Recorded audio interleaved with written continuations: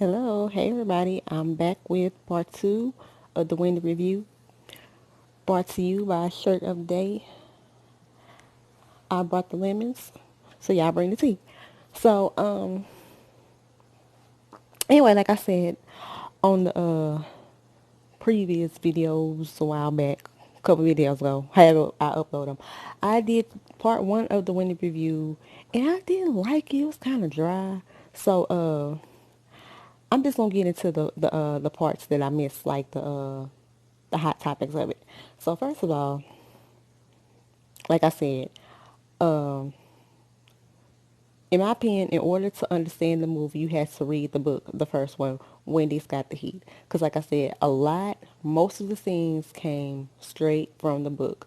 So, and like I said before, I wish they would have elaborated more on those scenes that came from the book. Because, like the parts of the movie that they decided to elaborate on weren't really parts of the movie that really made the movie go along. And like I said, it's it's levels 20 fans. So I guess I am doing this video over. It's levels 20 fans. So I said you have the fans like me who really follow her career, like really want to know about Radio Wendy, want to know from the beginning.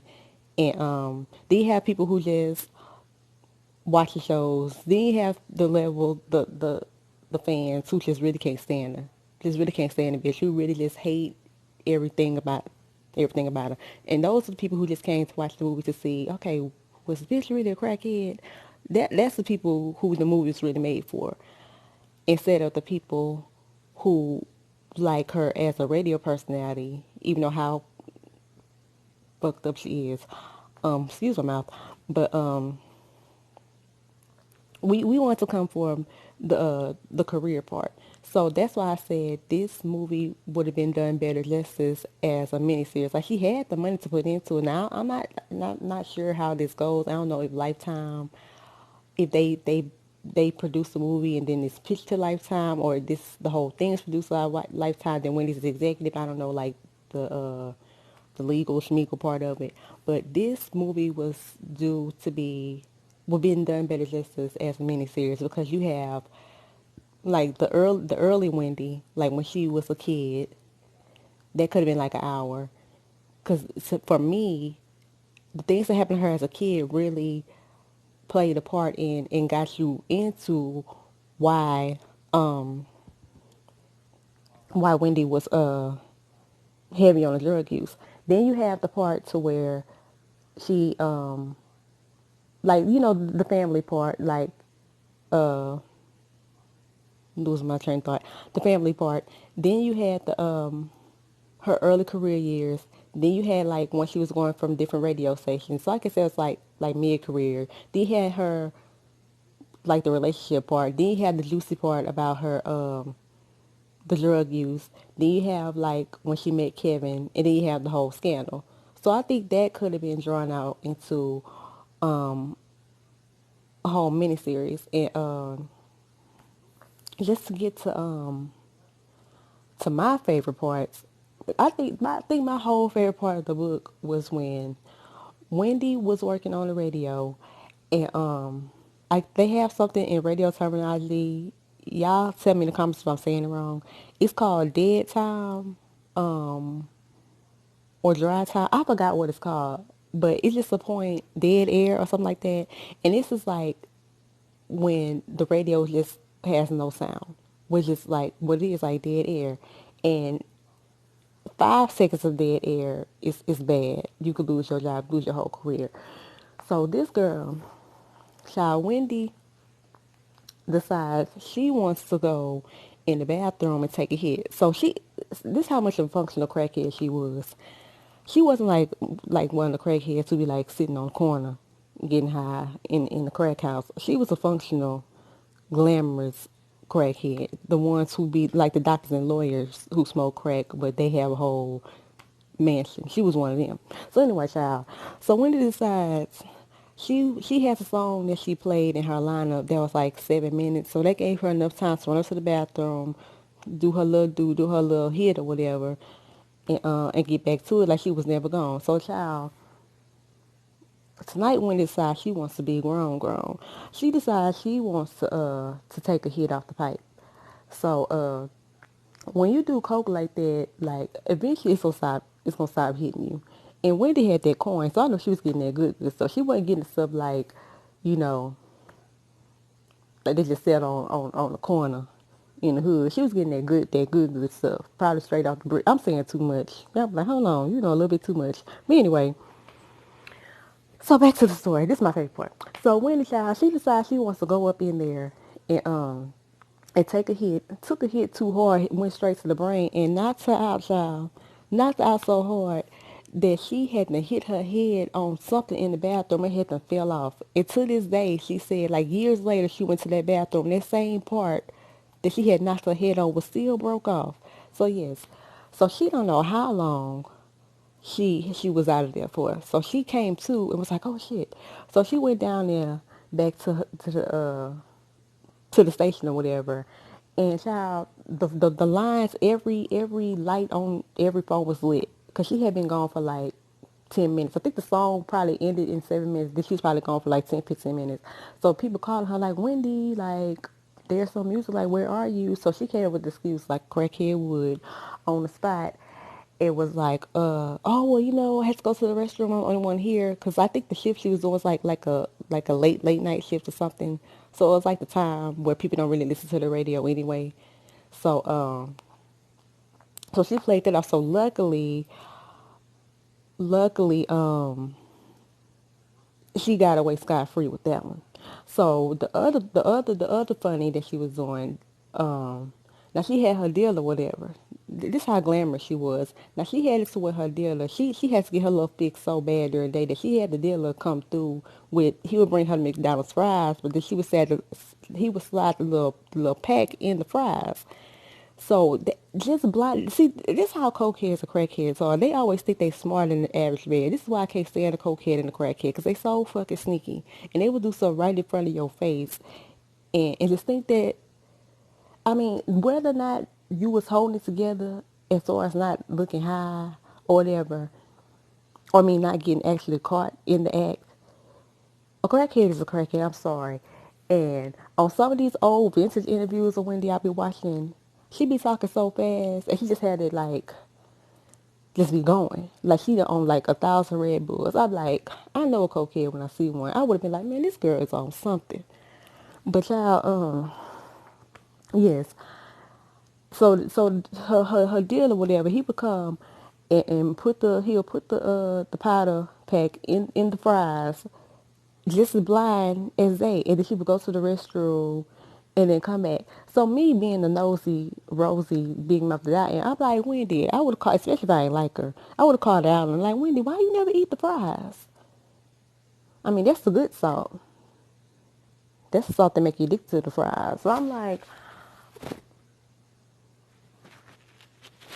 but that ain't my business. But she ain't everybody else's business. So hold on, I had to put on my Hot Topics glasses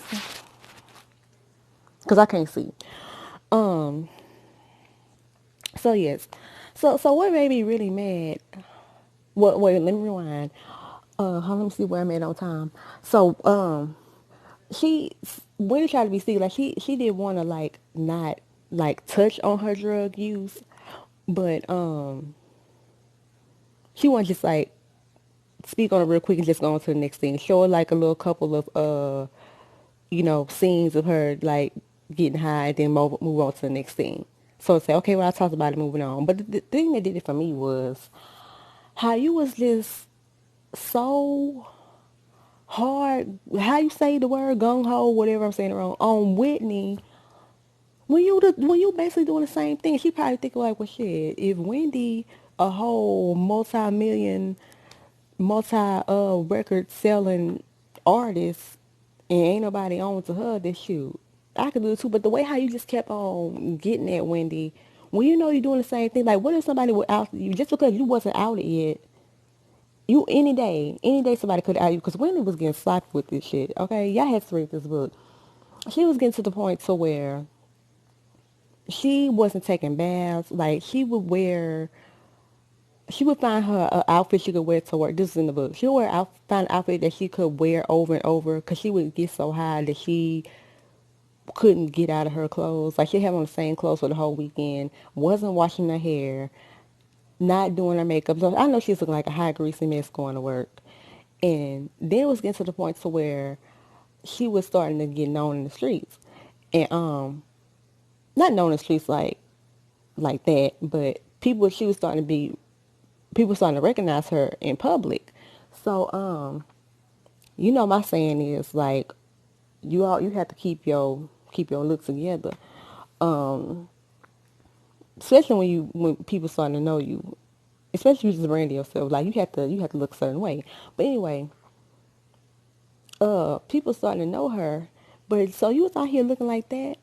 And then like another thing too, I'm trying to get all the drug use parts out the way. But she would post up like in the truck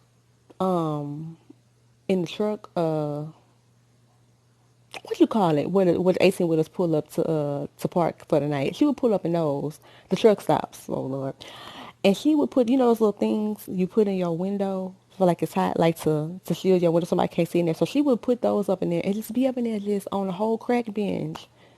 Cause I think she worked in Jersey, worked in New York, but still lived in Jersey, or either way around. So when she didn't feel like making a drive, she would just sleep in her car until it was time to work. So she had this all planned out because she had like so many hours between. She had to go back to work, so she didn't necessarily have to go home, or she would go do her little sleep all day, and then just be on high all night. So and my thing was too, Wendy was a whole thug out here. She wasn't even buying the stuff already rocked. She was hooking the stuff herself. So she didn't need no middleman. She was buying it. She knew how to hook it up herself. She was doing like the amount that I don't even know how Wendy didn't even kill herself because the amount she was doing like in a sitting was like enough for like 3 people to do. Don't ask me how I know these things. But it was enough like to distribute what she was doing like in a sitting. So I'm like, dang, Wendy was spending that money. And like I say this to say this. Wendy, to say that she was considered the black sheep or like the F of the family, Wendy had that coin. She been having that coin. Like on her first job, I think minimum wage was $3.25. I think her first radio job when she was in the what island she was on? She was on island Saint Croix. How you say it? She was in one of those islands. I forget. But yeah, she was in the islands. I think at this time, like in the late '80s, early '90s, minimum wage was $3.25. So her first job she's making $3.25. So then she started working somewhere else. When she got like one of her first bigger jobs, I think she was making $6.25. Now, mind you, minimum wage was still $3.25 because I looked all these things up. And cost of living, okay, living in Jersey, New York, okay, cost of living was still pretty high, but I forgot how many hours she was working a week. I had calculated all this when I first read the book. I wish I would have wrote it down. Because I'm the queen of having to calculate, so I like to know how much she was making. But still, even then, she was making double minimum wage, and it's just her. And her parents were still kind of helping her. Like, her car was paid for. She didn't have no student loans because her parents paid her school off. So she didn't have to worry about student loans. Had a car. So all she had to do was pay for food, which she wasn't eating because she was getting high. So all she had to do was like support her drug habit, gas, and keep her hair and her nails done. So like I said, I can't knock her for that. As salacious and horrible as she is, she had that coin. Now moving on from that, let me see what else happened. Talk about the drug use, talk about the money, talk about what they need to elaborate on. Oh, well, as far as this is something else I didn't mention. Hold on, let me see where I'm at on time. Okay, I'm getting like a little. Hopefully this video go ahead and upload and it don't be acting crazy, cause I don't want to keep on doing this in parts. So so anyway, moving on. Um, Damn it, I forgot what I was about to say. I want to have a brain freeze too long. See, I be getting off topic. I forgot what I was gonna say. I don't know how to take this off. Okay, if I had to stop and then come back, and put it together. Okay, I'll be right back. Okay, I'm back, y'all. Cause I had a whole brain for it, and I didn't want to be sitting over here having dead air like Wendy was. Okay, so I want to talk about the actress Sierra Payton and who was the guy that played Kevin, Morocco something. So now don't think Wendy tries to make a whole biopic about her, and she wasn't gonna be looking together. Don't even think that. Now that girl, now she looked just like Wendy. The only thing that bothered me was that she was so petite. But like I said, I can't contradict myself because I said in my other initial review, hopefully I might post down on it. But in these biopics, y'all can't be expecting the person to look like a damn clone of the person that they playing. It's like it's levels. You can only get so many things. Either they're gonna look just like them, they're gonna be able to dance and sing or whatever the person's craft is that the movie is about, and you probably gonna get 2 out of 3. So you can't think you're gonna get Wendy. She gonna sound like her, look like her, have the accent, have the boobs. You wasn't gonna get all of it.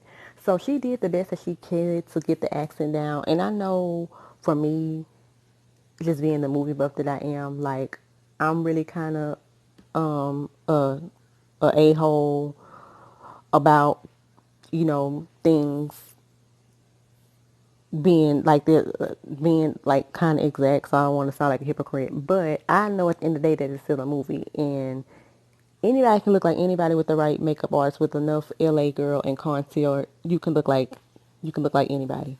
So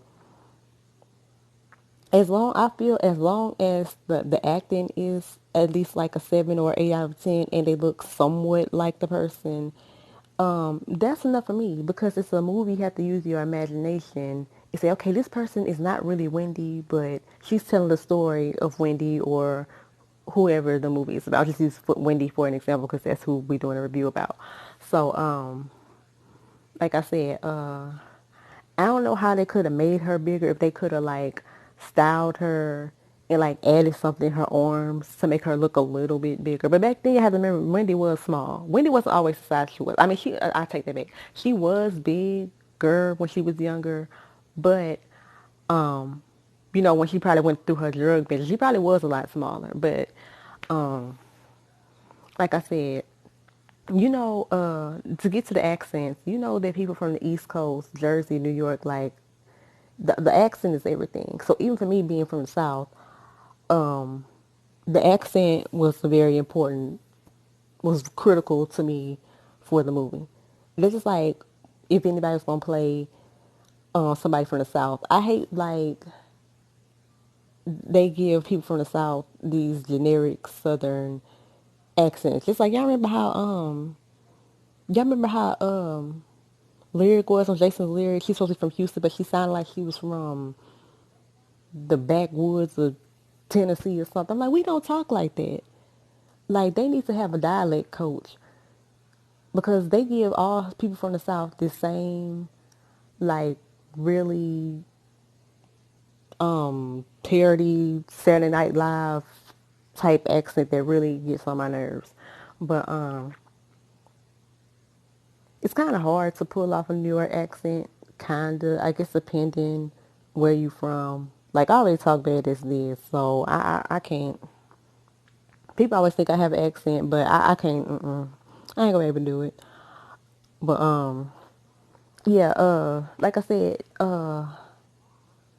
for me, it was some things that were out of place in the movies that normal people probably wouldn't notice. Like I said, I watch things with a different eye because of just the type of person I am, and so I look for things that are out of place that probably, like I said, people wouldn't notice. Like like if stuff are not like stuff are not with the times. Y'all know what I'm trying to say. Like it's supposed to be a '70s video, but like a '70s movie, but somebody on there with an iPhone or something like that. Things like that really irk me. So I be watching for stuff. I just think it's fun. Try watching your favorite show with a different eye and look for like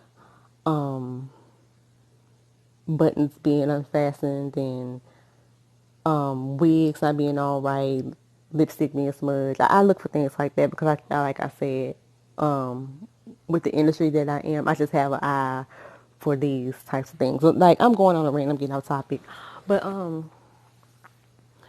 overall, I think I said everything pretty much that I want to say. I might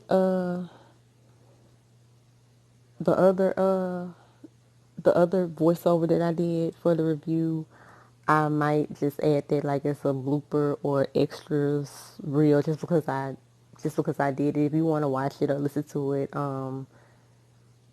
you know, go ahead. Cause I think some things I said in that voiceover I didn't say in these videos. So